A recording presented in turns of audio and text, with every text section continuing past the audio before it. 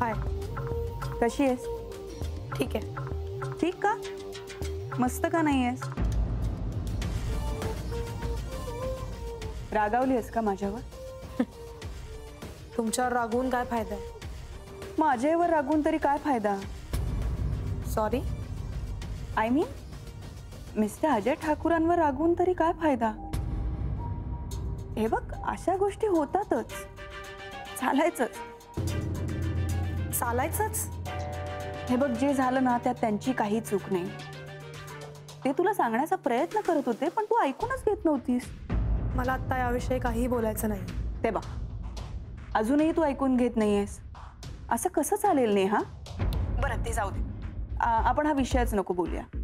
तू मला सांग, तुला मी काय गिफ्ट देऊ? गिफ्ट? कशाबद्दल? अगं, आता एंगेजमेंट किंवा लग्न करशील ना, मग तेव्हा गिफ्ट नको द्यायला? मला आत्ता काही करायचं नाही. का? असं का म्हणतेस तू? After all you are my friend, my only friend. मला माहित नाही. काय माहित नाही? म्हणजे मी आता लग्न करेन की नाही हे माहित नाही मला. नेहा, अगं काय वेड्यासारखं बोलतेस तू? हे बघा, मला आत्ता याविषयी काहीही बोलायचं नाहीये. नेहा, हे खूप शॉकिंग आहे अगं. असा निर्णय का घेतेस तू? मी निर्णय घेतला नाहीये, मी विचार करते. हे बघ, असा कुठलाही विचार करू नकोस. अगं नेहा, मला माहिती आहे जे झालं त्याच्यामुळे तुला वाईट वाटणं साहजिकच आहे. म्हणजे कोणालाही वाटलं असतं, कोणीही डिस्टर्ब झालं असतं, पण म्हणून असा निर्णय घ्यायचा? हे बघ, अजय ठाकूर खूप चांगले आहेत आणि तू त्यांच्याशी लग्न करायला नाही म्हणतेस. असं कसं चालेल अगं? मिसेस सरदेसाई, माझं ना आत्ता खूप डोकं दुखतंय. नेहा, आपण प्लीज नंतर बोलूया का? ओके ठीक, नंतर बोलूया. नीट झोप आणि जप स्वतःला. Good night.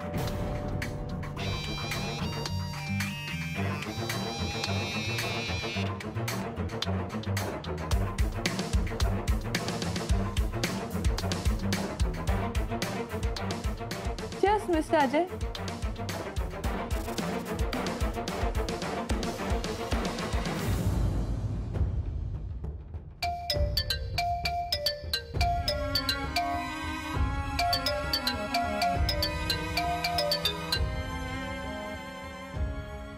हॅलो.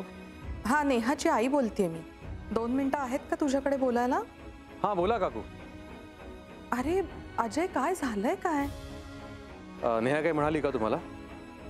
नाही ना, ती काहीही धड सांगत नाहीये, म्हणून शेवटी तुला फोन केला मी की तू तरी सांगशील.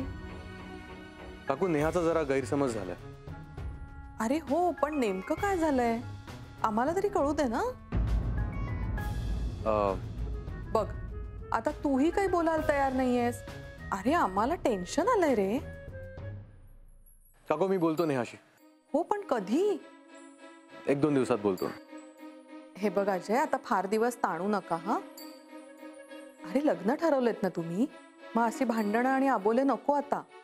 लहान आहात का तुम्ही सारखं असं समजून सांगायला? काकू, मी नेहाशी बोलण्याचा प्रयत्न केला पण. ठीक आहे, मग तू इकडे ये आणि आमच्या समोरच बोल तिच्याशी. एकदा काय ते आमच्या समोर क्लिअर करा, म्हणजे आम्हाला सुद्धा कळेल ना काय बिनसलंय नेमकं. आणि हे बघ, नेहाचं काही चुकत असेल तर आम्ही समजावून सांगू ना तिला. तुमचं लग्न होईपर्यंत ती लहान मुलगीच आहे अरे आमच्यासाठी.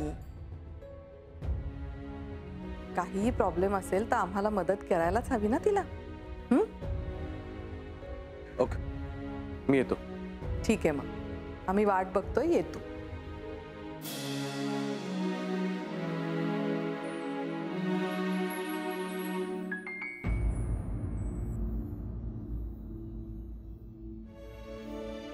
अजयशी बोलत होतीस? हो. कशासाठी फोन केला होता त्याने? त्याने नाही, मी फोन केला होता त्याला. तू का फोन केला होतास त्याला? कारण मला त्याच्याशी बोलायचं होतं म्हणून. काय बोलायचं होतं? मला त्याला विचारायचं होतं नक्की काय झालंय तुमच्या. पण मी तुला म्हणाले ना, फारसं काहीही झालेलं नाहीये. चिडतेस कशाला? नाही ना काही फारसं झालेलं, मग मी बोलले तर काय फरक पडतो. मला न विचारता परस्पर त्याला फोन का केलास? अगं तू काही सांगत नाहीस म्हणून. पण तुला काय करायचंय? आमच्यात काय झालं याच्याशी? नेहा, मी आई आहे तुझी आणि तो माझा होणारा जावई. नेहा अगं काळजी वाटते आम्हाला. तुला कल्पना नाहीये घरात एक तरुण मुलगी याचं किती टेन्शन असतं. रात्रभर झोप नाही लागली काल मला. त्यात तुझं तू लग्न ठरवलंयस आणि आता म्हणतेस प्रॉब्लेम आहे काहीतरी. कसं कळणार आम्हाला? मम्मा, पण जगात कधी कुठे असं घडत नाही का? हे बघ, जगाचं मला माहित नाही, माझ्या घरात हे आजवर घडलेलं नाहीये. अच्छा, म्हणजे आपल्या घरात नाही चालत म्हणून मी लग्न करू? अगं बाई, पण हा निर्णय का घेतेस अचानक ते तरी सांग. मम्मा प्लीज मला फोर्स करू नकोस. काय गंमत वाटते का ग सगळी तुम्हाला?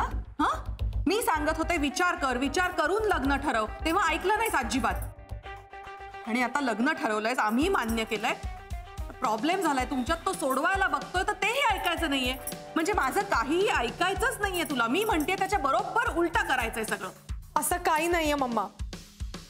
परिस्थितीच अशी आली आहे की मला विचार करावासा वाटतोय. परिस्थिती आली नाहीये, परिस्थिती ही अशीच होती. हे बघ, एखाद्या छोट्याशा घटनेने माणसं बदलत नसतात. तुला जे वाटतंय की तो बदललाय वगैरे, तर तसं नाहीये. तो त्याचा स्वभावच होता. आपल्याला माणसं नंतर कळू लागतात नेहा, पण ती तशीच असतात.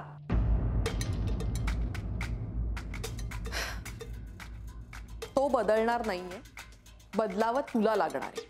तू समजून घे नाही तर सोडून दे, पण हे असंच राहणार आहे, हे लक्षात ठेव. ते सगळं ठीक आहे, पण मला त्याला भेटायचं नाहीये. सो प्लीज तू त्याला तसं सांग. तो इथे येतोय तेव्हा तूच त्याच्याशी बोल आणि त्याला सांग काय ते. पण मला भेटायचं नाहीये. अगं इतकं काय झालंय की त्याचं तोंड सुद्धा बघायचं नाहीये तुला? हो, नाही बघायचंय मला. आणि त्याला सांग इकडे येऊ नकोस म्हणून. आणि जर तो इकडे आला तर मी स्वतःला रूम मध्ये लॉक करून घेईन. अगं नेहा, काय मुलगी आहे ही? तेव्हा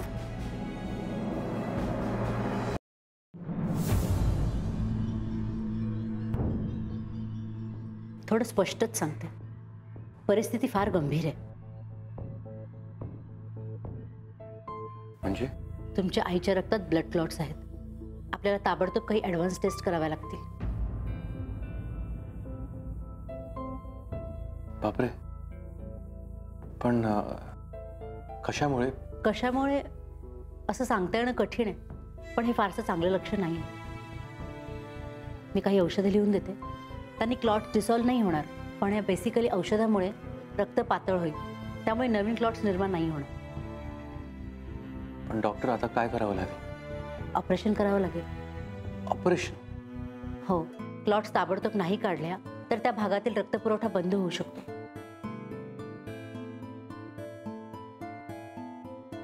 आणि डॉक्टर, ऑपरेशन केल्यावर? ऑपरेशन नंतर क्लॉट्स निघून जातील, पण त्या परत येणार नाही. त्यासाठी तुम्हाला काळजी घ्यावी लागेल. मी तुम्हाला म्हटलं नव्हतं का डिनरला भेटूया? काय आहे ना, दिवसभर एकटी राहून कंटाळते मी. कुणाशी बोलताही येत नाही. मग असं कोणी बोलायला मिळालं तर जरा बरं वाटतं. काकू, लग्न मोडावं अशी माझीही इच्छा नाहीये. हो, पण नेहालाही तसंच वाटायला हवं ना.